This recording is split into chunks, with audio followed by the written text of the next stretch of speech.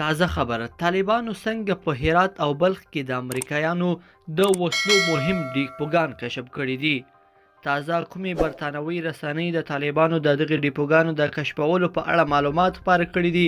جزئیات یې راسره په ویډیو کې وګورئ او چینل سبسکرایب کړئ. السلام علیکم لیدونکو، ستړي مشئ. میرور د اسلامي امارت ځواکونو هرات او بلخ ولایتونو کې د امریکایانو د وسلو دوه ډیپوګان کشف کړي. د میرور په نامه یوې برتانوي رسنۍ ویلي چې د طالبانو ځواکونو په هرات او بلخ ولایت کې د امریکایانو د وسلو دوه ستر ډیپوګان کشف کړي دي. راپور وایي چې په دې ډیپوګانو کې درنې وسلې په سلګونه زره مرمۍ، د جنگي چورلکو وسایل او پرزې میزایل او نور لوجستیکي توکي شامل دي. د راپور له مخې امریکایانو دا وسلې ځکه پټې کړې وي چې که چیرته د دوی بیا راتګ ته اړتیا پیدا شي، نو پرته له دې چې له ځان سره ډیر تجهیزات افغانستان ته راولېږدوي، نو په دې توګه به یې کار اسانوي او دلته به یې نږدې بیرته ترلاسه کړي. راپور کې راغلي دا د امریکایانو لپاره ستر د شرم ځای دی.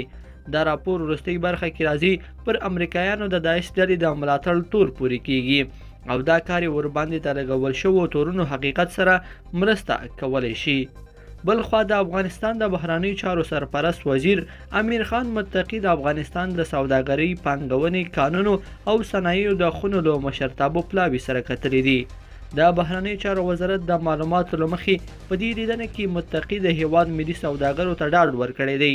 هغه ستونزې چې د بهرنیو چارو وزارت پورې اړوند دي، د هغوی په حل کې به هیڅ راز هلې ځلې ونه سپموي. لیدونکو په دې هیله چې دا مطلب به مو تر پایه راسره لیدلی وي.